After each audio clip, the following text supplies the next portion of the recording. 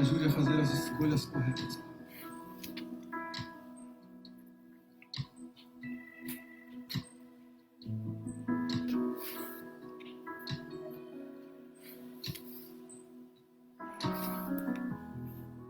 Não há nada igual, não há nada melhor a que se comparar a esperança viva.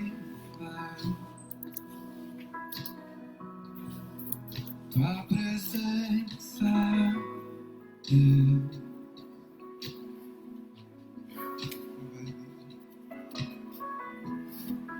eu provei e vi o mais doce amor que liberta o meu ser e a vergonha desfaz. Tua presença, tua presença.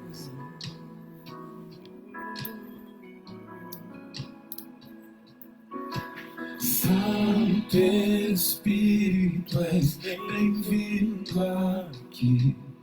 Vem inundar, encher este lugar. É o desejo do meu coração. Sermos inundados por tua glória. Bom dia, irmãos. Bom dia, Claudinha, minha amada. Bom dia, irmã Cristiana. Bom dia, Maria José. Muito bom dia, irmãos. Sejam bem-vindos a mais uma transmissão ao vivo da Igreja Batista em Paú. Dentro de instantes estaremos dando início à nossa escola bíblica. Vamos cantar essa bela canção ao Senhor. O Wellington Claudino está aí também. Vamos cantar. Vamos entoar esse cântico ao Senhor. Santo Espírito,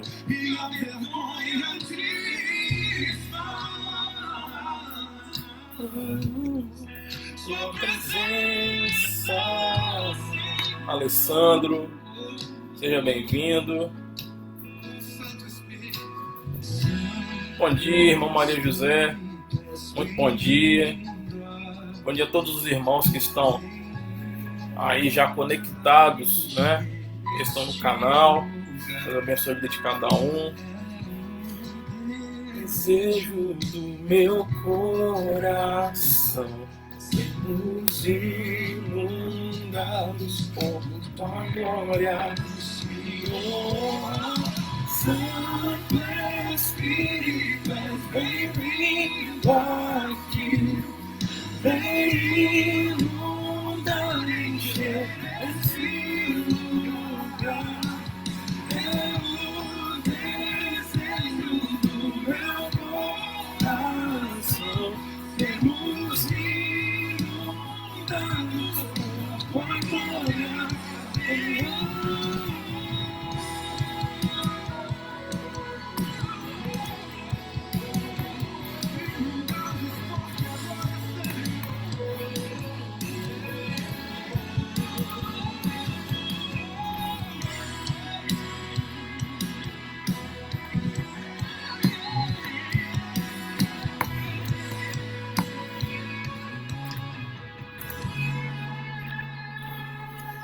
Bom dia, irmão Chico. Bom dia, irmão Juarez. Muito bom dia, irmãos. Sejam bem-vindos a essa transmissão, a esse espaço, né, que o Senhor nos proporciona para cultuarmos essa ferramenta, né, é de bênção para cada um de nós. Diomar, Balbino, muito bom dia. Parabéns, Alessandro. Cadê o Alessandro? O Alessandro tá aí?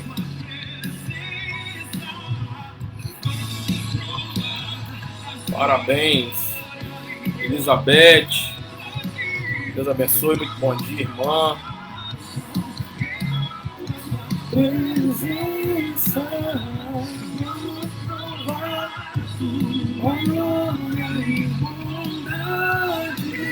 Jaqueline, muito bom dia.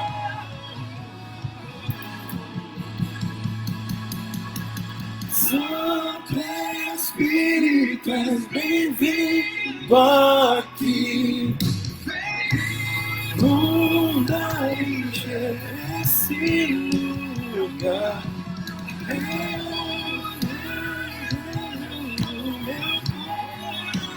Muito bom dia, irmão Alessandro. Meus parabéns. Deus abençoe a sua vida. Muito bom dia, meu amigo pastor Madison. Quem acompanha o pastor Madison é a sua digníssima Suelen. Estilo. E o Henrique, né? E o Rian. Família abençoada, família amada nossa. De todos nós.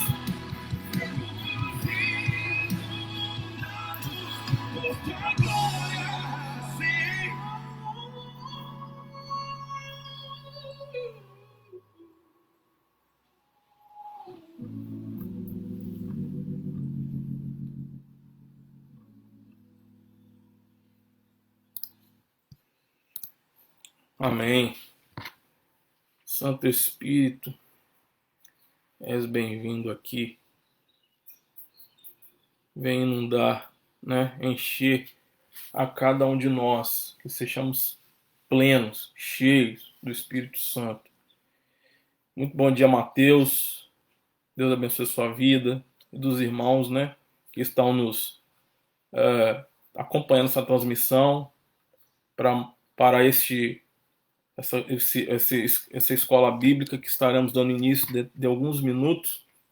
Eu queria antes orar com cada um dos irmãos, né, que estão acompanhando e que ainda não entraram nessa transmissão, né, da nossa igreja, e os demais irmãos, né, parentes, familiares, amigos, vizinhos, a cada um desses que o Senhor os alcance com sua maravilhosa e poderosa graça.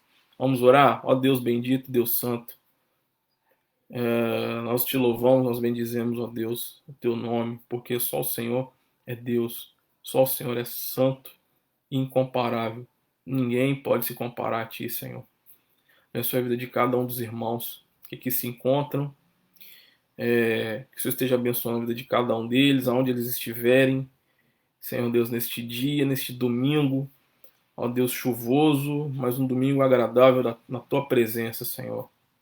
Não existem dias ou datas ou tempos, ó Deus, melhores, não, mas quando estamos com o Senhor, ó Deus, quando entendemos, quando nós somos transformados, Deus, todos os nossos dias são dias na tua presença, sejam dias bons ou dias maus, difíceis ou não tão difíceis, mais brandos, mais tranquilos, mas todos eles, ó Deus, vividos na tua presença.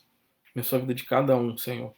Que, Senhor, esteja alcançando, Pai, com a tua graça, a cada coração, a cada familiar, a cada pai, mãe, filho, esposa, marido, ó Deus, a cada parente, a cada pessoa, Senhor Deus, que ouve essa transmissão que estaremos dando início à nossa escola bíblica em alguns minutos. Abençoa a vida de cada um, Senhor Deus. Aqueles missionários, ó Deus, que estão ao redor do mundo, lugares que são perseguidos literalmente de forma direta, Senhor, que têm suas vidas ameaçadas, a igreja perseguida, em lugares, ó Deus, que é onde não temos a liberdade de expressarmos, ó Deus, pregarmos o Evangelho, expressarmos a nossa fé em Cristo Jesus. Deus abençoe a vida desses missionários, desses homens, dessas mulheres que estão ao redor do mundo, Pai, pregando o Evangelho, anunciando que somente Cristo é a única esperança e que Ele irá voltar. Que nós possamos estar preparados para essa verdade, isso que é uma realidade, Senhor.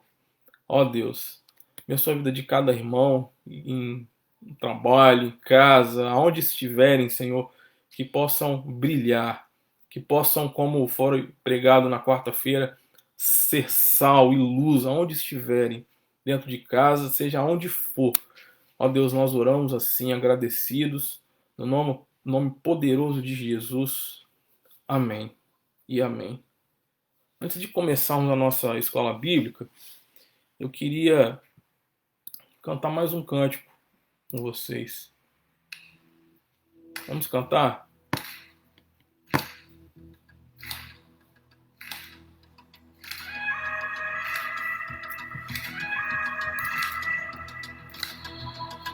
Vamos cantar? Para o mar, teu rio de amor por mim, eu abrirei meu coração, deixando a tua cura entrar. Me alegro por te pertencer, levantarei as minhas mãos. O teu amor me alcança e me faz louvar-te. Cantarei teu amor para sempre. Cantarei teu amor para sempre. Cantarei teu amor para sempre. Cantarei teu amor para sempre.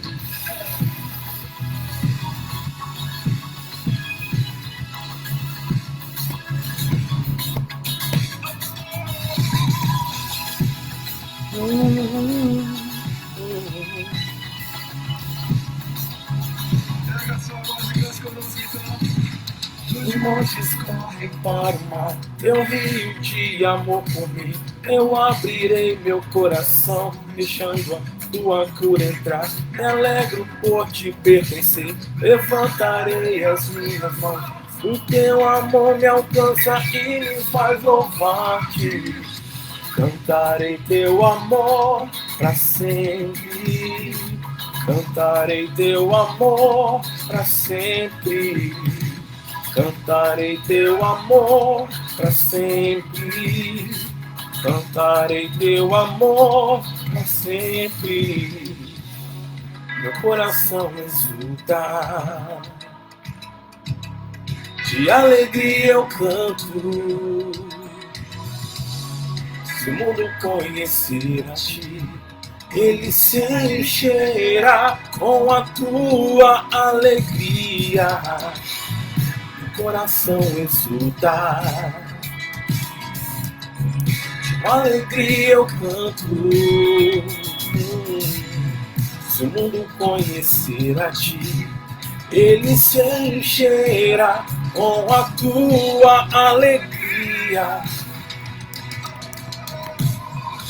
Cantarei teu amor para sempre. Cantarei teu amor para sempre. Cantarei teu amor para sempre. Cantarei teu amor para sempre. Cantarei teu amor para sempre. Cantarei teu amor. Cantarei teu amor para sempre.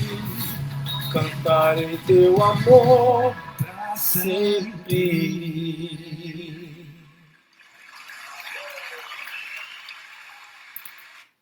Amém? Cantarei teu amor para sempre. Convido você a abrir a sua Bíblia em Romanos, capítulo 3, verso 23, ou seu aplicativo, né? Acessar aí, Romanos 3, 23. Carta de Paulo aos Romanos, no capítulo 3, verso 23. Todos já sabem de cor, né? Penso eu que sim. O que está escrito lá? Diz assim, ó: pois todos pecaram. E na minha versão está: pois todos pecaram e destituídos estão da glória de Deus. A versão que eu coloquei aqui está assim: pois todos pecaram e carecem da glória de Deus. Todos pecaram, pois todos pecaram e carecem da glória de Deus.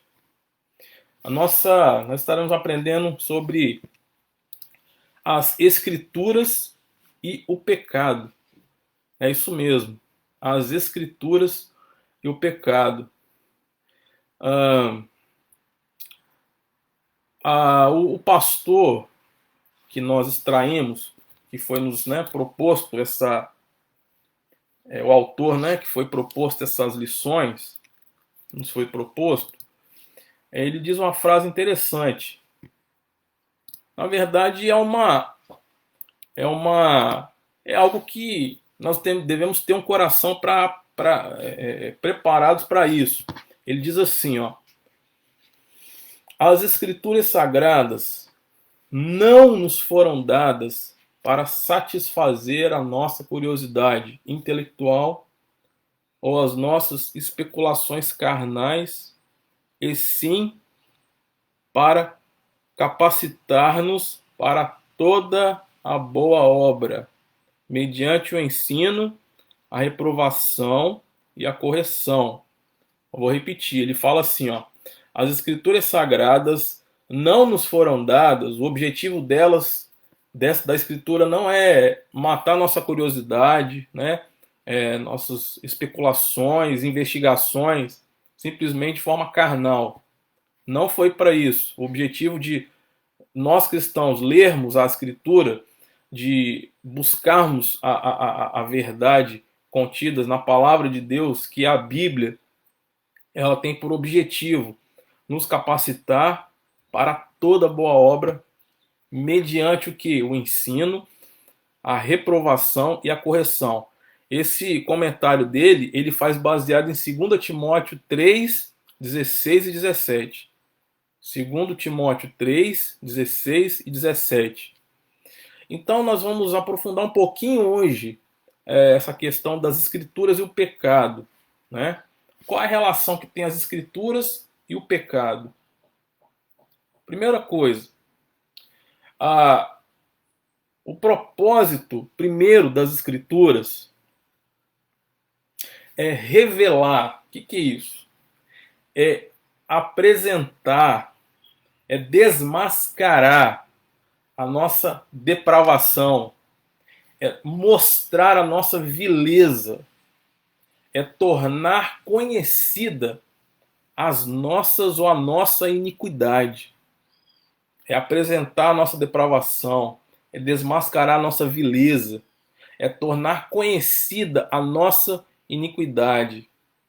Então, eu gosto muito dessa expressão, quando nós lemos a Bíblia, em qualquer passagem, seja ela qual for, nós precisamos entender que nós estamos olhando como se estivéssemos olhando para um espelho, né? Tem gente que eu acho que muitas vezes isso é uma característica muito ruim e maléfica da nossa parte. Já viu gente falando assim: fulano tinha que estar aqui para ouvir isso, fulano tinha que estar aqui para participar disso. Ou às vezes você está lendo alguma passagem, fulano se identifica muito com isso. Não, nós não podemos ter esse coração, nós não podemos ler a Bíblia com esse objetivo. A Bíblia tem que falar conosco, a Escritura tem que falar ao nosso coração. Nós devemos olhar, quando estivermos lendo a Escritura, como se estivéssemos diante de um espelho, na qual a palavra de Deus vai refletir quem nós somos, né? Olha só o que está escrito lá em Tito, no capítulo 3, versos de 3 a 7. Olha só a relação da Escritura com o pecado. Olha só, as Escrituras, o nosso tema, e o pecado. Olha o que Tito 3, de 3 a 7 vai dizer, ó. Pois nós, Tito 3, capítulo 3, versos de 3 a 7. Pois nós também, outrora, olha o que nós éramos. Éramos nécios, desobedientes, desgarrados, escravos de toda sorte de paixões e prazeres, vivendo em malícia e inveja, odiosos, odiando-nos uns aos outros. Então, você não é tão gente boa assim não, meu irmão. Nós não éramos tão gente boa assim não. Ah, fulano é bonzinho, bonzinho. Olha aí, ó, tá descrevendo, tá dando uma anatomia de quem nós éramos, de quem nós somos. Quando, porém, olha só, quando, porém, então assim, olha para nós observarmos, a Bíblia aponta, a Escritura aponta quem nós somos, quem nós éramos, e depois ela fala, ó, quando, porém, se manifestou, quando você lê na Bíblia, entretanto, porém, porquanto, né, essas expressões, quando, porém, se manifestou a benignidade de Deus, nosso Salvador, e o seu amor para com todos, não por obras de justiças praticadas por nós. Já quebra aqui, né, a justiça própria, né, as obras, né, para salvação, já aqui já quebra já, ó. Mas segundo sua misericórdia, ele nos salvou mediante o lavar regenerador. Olha que coisa maravilhosa, irmãos. E renovador do Espírito Santo, que ele derramou sobre nós. Então é ele, né, segundo a misericórdia dele, ele nos salvou. Não está dizendo aqui que eu me salvei, ele nos salvou. Aí ele continua aqui, ó, que ele derramou sobre nós ricamente, né, por meio de Jesus Cristo, nosso Salvador, a fim de que, justificados por graça, justificado, declarado justo por meio de Cristo, por graça, nos tornemos seus herdeiros, segundo a esperança da vida eterna. Adoção, né? A conversão, a regeneração, a justificação, né? Nos torna, além de sermos justificados, né, novas criaturas em Cristo Jesus, nós somos filhos, nós nos tornamos filhos por adoção, segundo a esperança da vida eterna. Aqui o texto não traz tudo isso, mas eu expliquei mais algumas coisas que o texto em si traz. Então, irmãos, olha que nós éramos e olha o que Cristo fez. Então a gente começa a entender que a salvação não é uma obra minha, não foi algo que eu planejei. Não, peraí, eu preciso ser salvo. Não é isso. Foi Ele, Cristo Jesus, que se tornou, né, como cada um de nós. Se tornou homem, né, pisou nessa terra, porém sem pecado, como diz a Escritura, né, e nos trouxe vida através da sua morte, nos trouxe vida numa cruz. Interessante que Charles Lyre, no seu livro Justificação e Regeneração, no capítulo 1, eu vou pegar um outro autor também, ele, no capítulo 1, ele vai nos dizer, à luz da Escritura, né, relação, né, as Escrituras e o pecado, ele vai esmiuçar para nós, e eu concordo com ele em todos os pontos, algumas coisas que nós precisamos lembrar, ou se você e eu não lembrarmos, aprender. Se você não se lembra, aprender. Ou não sabe, aprender. E você que sabe, lembrar, né? Então ele diz assim, ó, ele enumerou, deixa eu ver aqui, foram 8 pontos, 10 pontos. Olha que interessante, você que não sabia disso.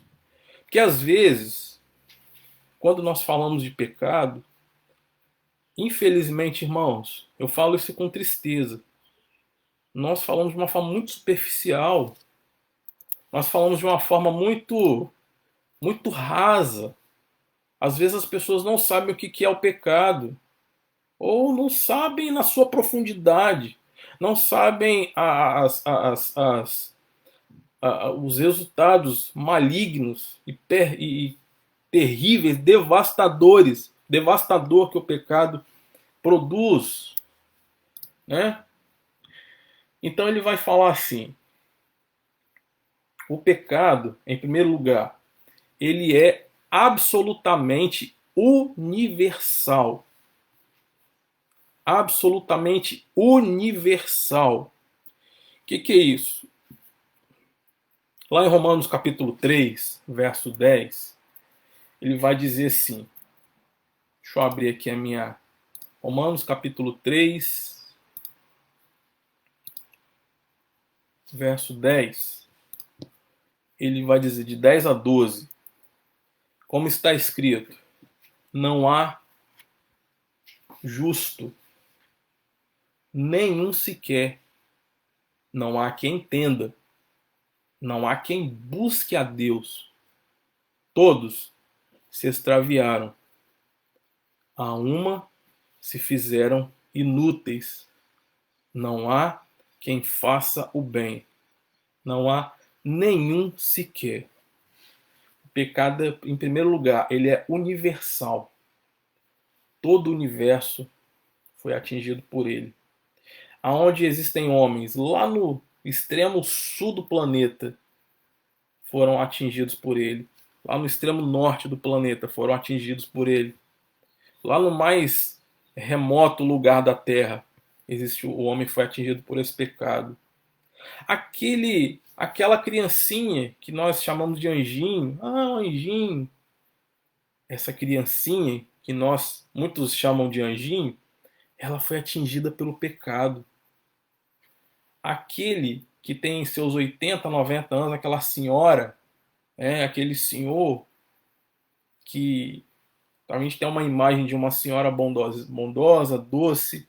Essa senhora que muitas vezes nós caricaturamos, né? Nós pensamos uma senhora bondosa, uma senhora boa, um senhor bacana, gente boa. Esse senhor, gente boa, ele também foi atingido pelo pecado. Todos, desde os neném, das crianças, desde os recém-nascidos até os idosos, desde os menores até os maiores, todos, sem exceção. O pecado é absolutamente universal. Todos foram atingidos pelo pecado. Todos, sem exceção. Todos. Todos pecaram. Não há um justo, não é o que está dizendo aqui? Não há nenhum sequer. Nenhum. Outro aspecto do pecado, que muitas das vezes passa despercebido. Ele diz assim: o pecado é ubíquo. O que é isso? O que é ubíquo? Sinônimo de ubíquo, uma palavra diferente, né? Significa o pecado é onipresente. Ele está presente em todos os setores da sociedade, mas principalmente em todo aspecto da personalidade humana e da existência humana foi afetado por ele. Irmãos, Gênesis capítulo 3 vai nos dizer, e muitas das vezes nós passamos despercebidos quando nós tratamos de queda. Quando você ouve falar a expressão queda, o que vem à sua mente? O que vem à nossa mente? Queda. Será que você pode digitar aí? O que vem na sua mente? Queda. Quando você ouve essa palavra queda. Pastor Madison não vale. Quando você ouve falar dessa expressão queda, você acha que foi um escorregão? Você acha que foi um deslize, uma derrapada? Aquela expressão, né? Escorregou numa casca de banana e caiu? Foi isso? Não. Essa queda, imagina, só pra gente pensar. Imagina alguém. Você já viu pessoa cair em queda livre? De paraquedas, é claro, né? Queda livre. Aí viu uma pessoa caindo em queda livre né, na televisão, nas imagens. A pessoa cai assim. Aí a impressão que nós temos quando aquela câmera está acompanhando é de que a pessoa está voando, né? tá voando ali, tal. Mas quando a gente olha de um outro ângulo, aquela queda ela é numa velocidade absurda. É uma velocidade incrível. É só para a gente ilustrar. Imagina alguém caindo de uma altura, né? Quem é de 10, 20 mil pés, vou botar 10 a 20 mil pés de altura, que deve ser alto, bem alto, não tem como, né, mensurar mais ou menos essa altura. Alguém caindo dessa altura, sem paraquedas. O que vai acontecer com essa pessoa? Alguém caído em queda livre, numa altura de 20 mil metros, de 20 mil pés, vai se espatifar toda. Eu só estou pegando esse exemplo, irmãos, para dizer o seguinte, que o pecado foi tão grande, a queda, né, do homem foi tão grande, isso foi muito pior. É como se o homem tivesse espatifado todo, quebrou ele todos, ele foi totalmente afetado. Ó, o pecado ele atingiu todo o aspecto da personalidade humana, né? A mente é cegada, a mente foi afetada pelo pecado, segundo Coríntios 4:4. A vontade é corrompida e incapacitada. Olha o que o pecado produz. É o que a Escritura diz, irmão. Não é o Filipe, não. É o que a Escritura diz a respeito dessas consequências terríveis, do efeito devastador que o pecado produziu em nós, na humanidade, nesse mundo, né? Olha o que diz Gênesis 6,15. Vou abrir lá em Gênesis capítulo 6, verso 15. Diz assim, ó. Gênesis 6, 15. Só como exemplo. Gênesis 6, 15. Deixa eu ver aqui. Gênesis 6, 5. Perdão. Gênesis 6, 5. Diz assim, ó. E viu o Senhor. Olha quem viu. E viu o Senhor que a maldade do homem se multiplicara sobre a terra, e que toda a imaginação, toda a imaginação dos seus pensamentos, de seu coração, era só má, continuamente. O pecado atingiu todo o intelecto, toda a personalidade. A vontade é corrompida e incapacitada. As emoções são confusas e pervertidas. Alguns corações ardem em constante raiva e ódio. Outros são atormentados dia e noite por medo sem sentido. Outras pessoas riem, né, da tragédia dos outros. E outras pessoas choram sem sentido, sem nada aparente, choram. O pecado ele afetou todo homem nesse aspecto. Afetou ele não em sua profundidade, mas em sua totalidade. Ele afetou ele todo, por completo. Outra coisa que ele nos ensina aqui é que o pecado é irracional. O pecado é irracional. Muitos direitos de primogenitura sem preço foram trocados por um prato de sopa. Quem se lembra desse personagem? Hebreus capítulo 3, verso 13. Vai dizer, Hebreus capítulo 3, verso 13. Hebreus capítulo 3, verso 13.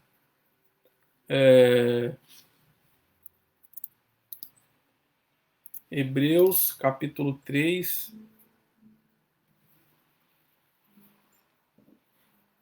verso 13. Antes exortai-vos uns aos outros todos os dias, durante o tempo que se chama hoje, para que nenhum de vós se endureça pelo engano do pecado. Muitos casamentos, famílias, foram jogados de lado por uma noite de prazer ilícito, pelo efeito temporário. Olha só o que o pecado faz, ó. Por uma noite de prazer ilícito, ele acaba com casamentos, destrói famílias. Pelo efeito temporário, né, de uso de drogas ilegais, né? Pessoas fazem coisas absurdas porque o pecado é irracional.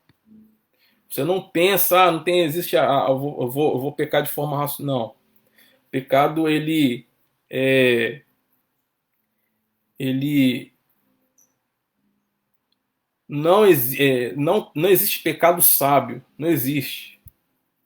O ser humano, ele rotineiramente ele está correndo atrás de coisas que ele deseja se satisfazer. E ele não pensa nas consequências daquilo que do que vai fazer, do que vai ser. Igual, por exemplo, existia muito pessoas homens, né, que engravidavam meninas e por aí vai. E esses homens, eles saíam fora, né, não assumiam quando daquele relacionamento, daquela daquela noite de prazer que nós falamos, noite de prazer lícito, dali a menina engravidava e ele saía fora. Aí as pessoas usam muito essa frase, né? Fulano foi muito na hora ali foi, né? Foi muito homem, foi muito macho, né? Como eles falam aí. Mas depois saiu fora. Sabe por quê? Porque o pecado produz irracionalidade. Pessoas fazem coisas sem pensar, fazem loucuras. Ah, não, a culpa é daquele que o pratica, né? Ele traz essa irracionalidade. Quarto lugar, o pecado é enganoso. O pecado é enganoso. A Bíblia fala sobre o ser endurecido pelo engano do pecado, né? Ao mesmo tempo em que pensa que é rico e não precisa de coisa alguma. Apocalipse 3,17, Jesus vai dar um exemplo do engano do pecado. Apocalipse capítulo 3, verso 17. Olha só. Porque Deus, Apocalipse capítulo 3, verso 17. Disse a uma das 7 igrejas: como dizes, sou rico, estou enriquecido, rico sou e estou enriquecido, e de nada tem falta. Isso aí, eles que faziam isso, tá? Falavam isso.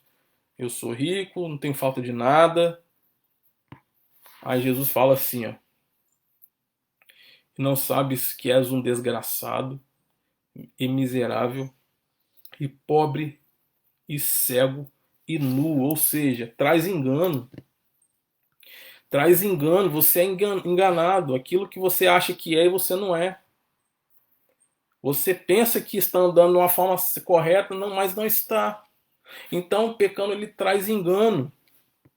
Aquilo que talvez você se ache abastado, você se ache satisfeito, de certa a escritura vai apontar que não. Ela traz engano, ilusão. Você se lembra de Eva, né? Quando a serpente chega para ela e a engana, você vai ser assim, né? Dessa forma, será como Deus. Pega tudo aquilo que Deus tinha falado para Adão e Eva, e transforma, distorce aquilo e a engana, né? O pecado ele traz esse engano, traz essa aparência de que é algo bom, mas na verdade não. Ele produz engano. O pecado é endurecedor. Uma das coisas mais terríveis e temíveis a respeito do pecado é seu poder de endurecer aquele que o pratica. Quanto mais fundo o homem mergulha no pecado, menos o pecado incomoda. A Escritura diz que a própria consciência do homem se torna cauterizada.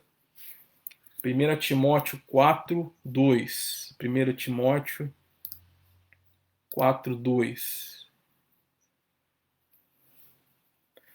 pela hipocrisia de homens, diz assim, ó, pela hipocrisia de homens que falam mentiras, tendo cauterizado a sua própria consciência.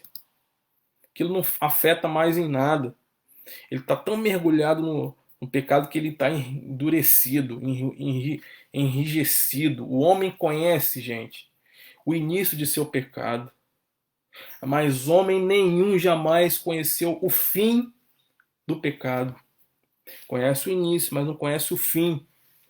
Você se lembra, você que participou com a gente aqui semana passada, o homem conheceu Judas, nós falamos de Judas Iscariotes. Ele conheceu o início do seu pecado. Ele começou roubando. Ele deu lugar ao diabo, né? Ele começou roubando. E o final dele foi o quê? Se enforcou. E Pedro vai dizer que ele se enforcou e se arrebentou, né? É como se ele tivesse caído e tivesse se arrebentado todo no chão, né? Com aquele ato. Começou com uma coisa pequena. Toma cuidado. Talvez aquilo que é pequeno, aquilo que é sutil, pecado é sutil, é enganoso, como nós falamos aqui. Toma cuidado, meu irmão. Nós não temos controle sobre o pecado. Nós não. Por nós mesmos, nós não temos esse poder. Nós precisamos recorrer à Escritura, a Jesus. O pecado é escravizador. O pecado escraviza aqueles que o cometem. Todo que comete pecado é escravo do pecado. João 8,34.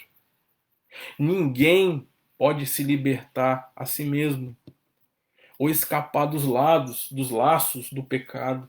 Nós não temos esse poder.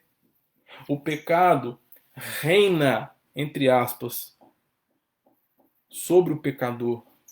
O pecado é como se montasse nas suas costas, como um tirano, até que eventualmente nos atira no poço, nos levando à destruição, nos levando à morte. Olha só o que diz lá em Romanos capítulo 5, 21. Romanos capítulo 5, 21. Para que assim como o pecado reinou na morte, também a graça reinasse pela justiça para a vida eterna por Jesus Cristo nosso Senhor. Para que, assim como o pecado reinou na morte, também a graça reinasse pela justiça para a vida eterna por Jesus Cristo. Reina sobre, entre aspas. Todo aquele que não é cristão, presta atenção, possui uma corrente em volta do seu pescoço, pior do que qualquer corrente física. Você pode conseguir abandonar um pecado específico, mas outro pecado imediatamente toma o lugar desse. Com frequência, o pecado do orgulho, o pecado da justiça própria, pelo que você imagina realizar ao mudar a si mesmo. O pecado é escravizador. É como se fosse um senhor. É como nós acabamos de ler. É como se ele montasse nas costas da pessoa e o dominasse. Ele reina na vida dessa pessoa. Ele é senhor na vida dessa pessoa. Essa pessoa se torna um escravo. Se torna um serviçal do pecado. Em sétimo lugar, o pecado é degradante. O pecado afunda o mais distinto e mais nobre dos homens e das mulheres, nas profundezas da vergonha e degradação. Homens e mulheres feitos à imagem de Deus, criados para sonharem sonhos imortais e pensarem, né? Os longos pensamentos da eternidade são reduzidos pelo pecado a seres que chafurdam na lama, como um porco brigando por um pedaço de pão. Lembra do filho pródigo? Pessoas que de um jeito, você conhece ela de um jeito e por causa do pecado ela está vomitando, ela está vivendo na sujeira, está vivendo na lama, literalmente todo sujo, embriagado, né? com a aparência horrível. O pecado degrada a pessoa. O pecado, ele transformou anjos em demônios. 2 Pedro capítulo 2, verso 12. Judas capítulo 1, Judas 1, 10. O pecado é tão degradante, irmãos, que transforma homens em animais irracionais. Ele degrada por completo. Pessoas que você já percebeu, você já viu que tem muitas reportagens passam, você também deve ter visto, pessoas que às vezes se degradam na droga, no crack, no vício de droga ilícita. Você pega a pessoa antes e depois, você observa como o pecado degrada a pessoa, faz a pessoa ficar totalmente desconhecida, faz a pessoa ficar totalmente irreconhecível. Em muitos casos, é o poder do pecado. O pecado tem esse poder de degradar pessoas. Em oitavo lugar, o pecado é pervertido. O pecado não é frivolidade. O pecado não é bonitinho. O pecado não é divertido. O pecado é extremamente perverso. É extremamente mau. É sobremaneira maligno. Todo pecado é depravado. Todo pecado é feio. Todo pecado é vil. Deveríamos nos chocar em ver como homens perversos podem ser e o quão cauterizado podemos nos tornar a tal perversidade. Pessoas fazendo selfie de pessoas morrendo. Já viu isso? Pessoas. Uma vez eu vi um cara, uma pessoa me contou, ele me falou, essa própria pessoa, contando na maior naturalidade. O cara debaixo da ferragem lá, ele era carreteiro, motorista. Ele presenciou um acidente. E hoje nós estamos vivendo assim. Vocês vão entender onde eu vou chegar. O cara lá gritando por socorro, precisando de ajuda. E outro lá filmando o cara morrendo. Perversidade, irmãos. Pessoas filmando pessoas morrendo. Filmando pessoas sendo espancadas, sendo torturadas, pessoas sendo abusadas. A perversão é tão grande. A gente olha tudo isso e acha isso normal, natural. Parece que isso não toca mais a gente. Isso não mexe com a gente. Isso não pode ser normal, irmãos. Nós não podemos olhar para esse cenário e achar que isso tudo é normal. Não é normal. Bem-aventurados que choram. Nós devemos olhar tudo isso e chorar. E clamar a Deus, Senhor, tem misericórdia. Você olha as redes sociais, você vai ver a perversidade que é o pecado. Se homens pudessem materializar-se naqueles discursos, né, de mais diversos assuntos, acho que aquilo ali derramaria sangue nas discussões. É ódio, é tortura, é estupro, é perversão, é abuso, é brutalidade. Charles Lyre vai nos apresentar que o problema do pecado que o homem possui, ele tem dois lados. O que ele vai dizer aqui? O problema é interno, um coração mau. De acordo com o Senhor Jesus, o próprio homem é corrupto e vil. Nós não somos bonzinhos não, irmãos. O que sai do homem, isso é o que o contamina. Porque de dentro do coração dos homens, isso é o que o contamina. Porque de dentro do coração dos homens é que procedem os maus desígnios, a prostituição, os furtos, os homicídios, os adultérios, as avareza, as malícias, o dolo, a lascívia, a inveja, a blasfêmia, a soberba, a loucura. Todos esses males vêm de dentro e contaminam o homem. Marcos capítulo 7, de 20 a 23. Marcos capítulo 7, versos de 20 a 23. Um coração mau, um coração perverso, um coração totalmente cauterizado, insensível, e tudo isso que nós falamos acima, né? E o problema externo. Todo pecador, presta atenção nisso, todo pecador é um fugitivo da justiça, a despeito da condição de seu coração. Ele possui uma culpa objetiva, fora dele mesmo, aos olhos da lei de Deus. Talvez ele não tenha nenhum sentimento de culpa, mas ele se encontra culpado ou condenado. Ainda assim, todos os seus crimes, pecado é crime, pecados são crimes. Todos os seus crimes passados clamam para que sua punição seja paga e que a sua justiça seja satisfeita.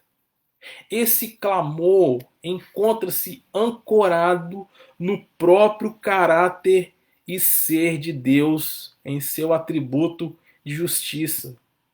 Aí a gente começa a entender aquele texto de Romanos, Romanos capítulo 1. Romanos capítulo 1 diz assim, verso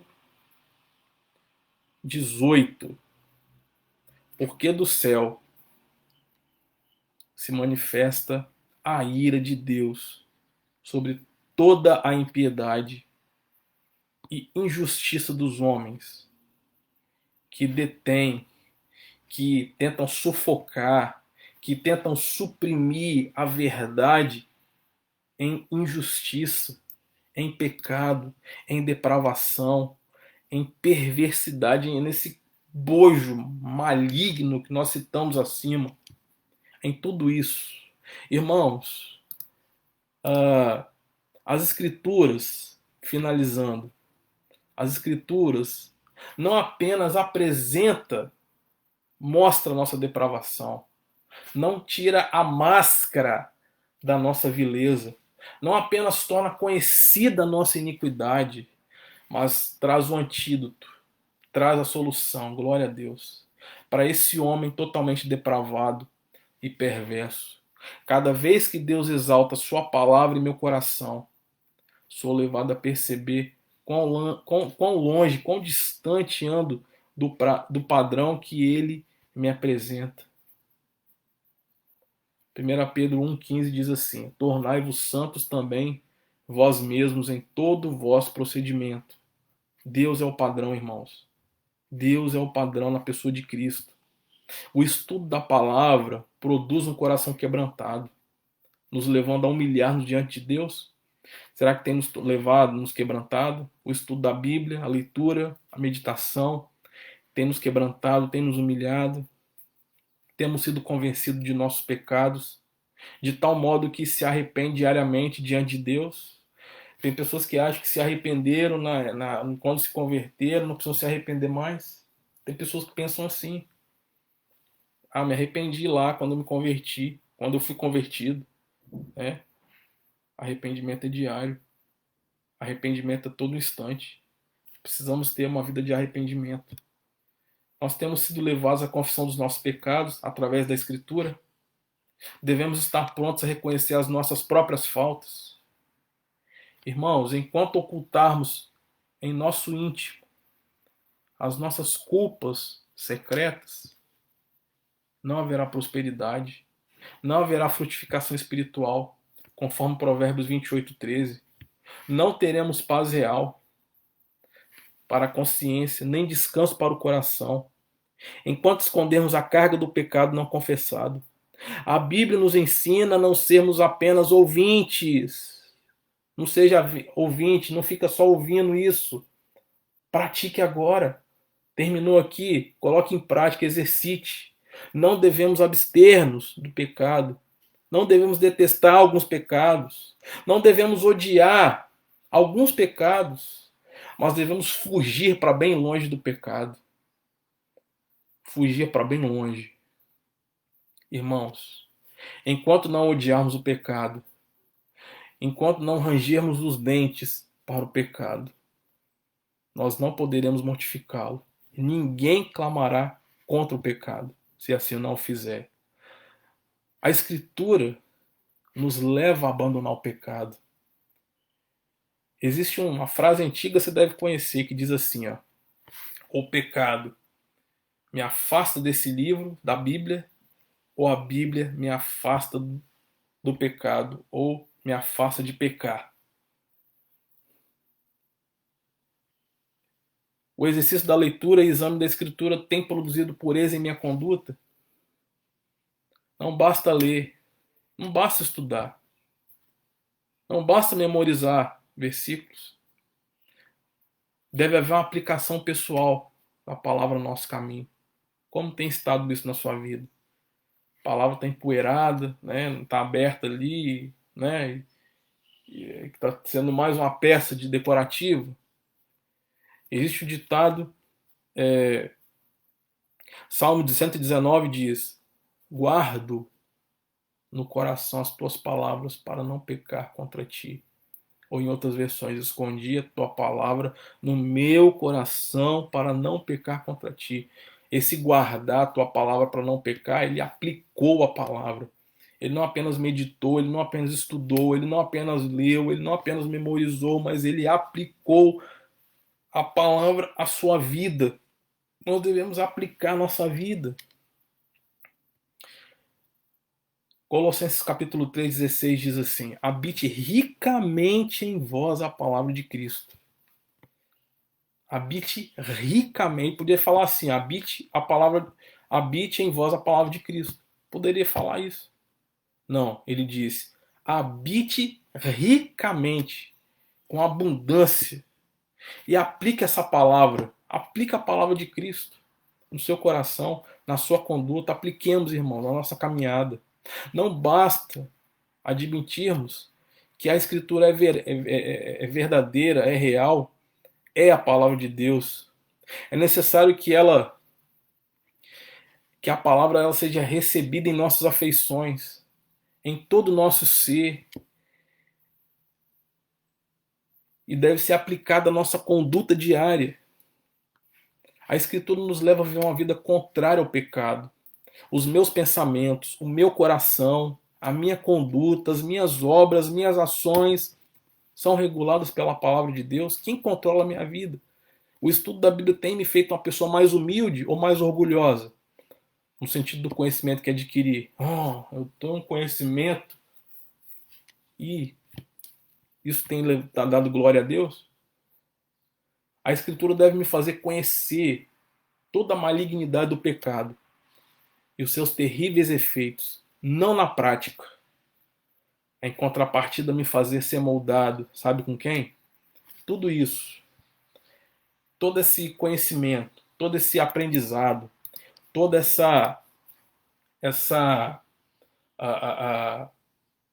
essa leitura, estudo, tudo isso deve me levar a ser conformado ao caráter de Cristo.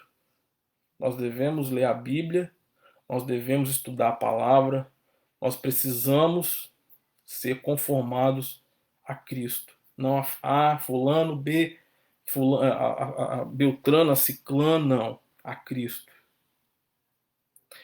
Eu quero encerrar dizendo o seguinte. Jesus certa feita disse assim: examinai as Escrituras, porque vós cuidais ter nela vida eterna, e são elas que de mim testificam. Graças a Deus que o pecado ele não tem esse poder na nossa vida. E não deve ter. Ou ele tem?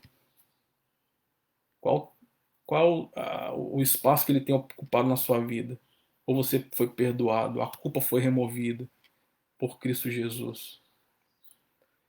Irmão, que Deus assim abençoe a sua palavra. Eu queria orar mais uma vez, né, para nós encerrarmos. Quem tem controlado a sua vida? Quem tem sido controlador da sua vida? Pense nisso. Mais uma coisa. Quando você está fazendo as mulheres, nem os homens hoje têm feito muito isso. Antes de orar, eu lembrei disso aqui. Vamos pegar uma receita de bolo, uma receita de uma comida. Você está ali, você pegou a receita, você anotou os ingredientes, você pegou tudo aquilo, guardou em cima da geladeira, botou em outro lugar. Você vai provar dessa receita? Claro que não. Você só vai experimentar tudo aquilo que você anotou, todos aqueles ingredientes, aquelas medidas, se você colocar em prática. Você vai praticar, você vai experimentar toda essa receita. Assim é a palavra de Deus. Nós não devemos apenas ouvir, guardar ali, amém. Não. Nós devemos pegar e praticar, para experimentarmos, não o pecado, mas o antídoto para o pecado. Uma vida de santidade que a Bíblia nos mostra, que a palavra de Deus do Senhor nos oferece. Exercícios práticos para uma caminhada, para sermos conformados com Cristo, para sermos formados verdadeiramente discípulos de Jesus. Que Deus assim nos abençoe. Vamos orar? Ó Deus, obrigado por este dia. Obrigado, Senhor Deus, por esta palavra. Que o Senhor, que o Espírito Santo de Deus aplique em cada coração, em cada vida daqueles irmãos que lutam contra pecados, lutam contra nós, ó Deus. Que nós possamos lutar de forma feroz, ferrenha contra o pecado, não por nós mesmos, mas no poder do nome de Jesus, através da palavra que o Senhor deixou para cada um de nós. Ó Deus, obrigado, Senhor. Obrigado por este dia. Que o Senhor esteja abençoando de cada irmão. Nós oramos assim, em nome de Jesus. Amém. A irmã Cristiana ontem me pediu para dar um recado a todas as crianças do nosso culto infantil que vai começar agora, às 10 horas.